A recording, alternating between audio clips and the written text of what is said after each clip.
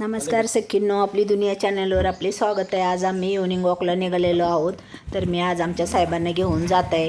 गोल्डीला वाटले की मला सोडून जातं, तर म्हणून तो लाडी गोडी लावत आहे सरांना आणि घेऊन चला म्हणत आहे. आणि आमच्या आधी बघा किती पुढे जाऊन पळाला आहे.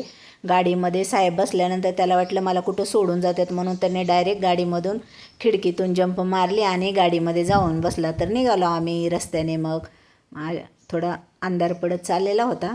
मग आम्ही निघालो रस्त्याने. रस्त्यामध्ये एक नर्सरी दिसली. मग तिथे 2 गुलाबाची रोपे वगैरे घेतले, मला आवडले म्हणून.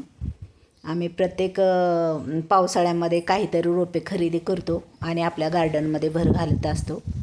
नंतर हे 2 गुलाबाची रोपे घेतली आणि मग निघालो आम्ही.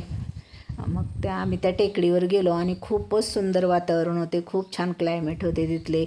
मग आम्ही थोडंसं तिथून सैर केली, गाडी लावली एका साईडला आणि मग काय दोघांनी वॉकिंग केली.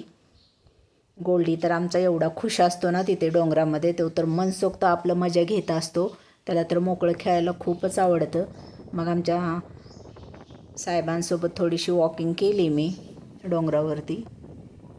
खूपच छान वाटतं तिथे. इतकं निसर्गरम्य वातावरण आहे ना, खूप निरोगी हवा वगैरे आहे.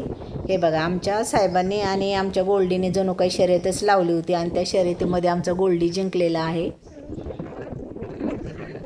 त्यांना इथलं वातावरण खूप आवडलं. त्यांनी थोडेसे पुलअप्स वगैरे काढले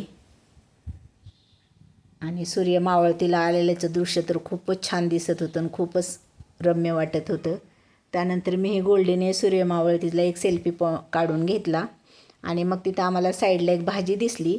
आणि ही भाजी बघा सकीनो कशाची आहे. आता हे पुढच्या भागामध्ये कळलंच, आपण त्याची रेसिपी बघणार आहोत तेव्हा. आणि आम्ही तिथली भाजी गोळा केली आणि मग आलो घरी. अशा प्रकारे आमचा दिवसाचा शेवट झाला.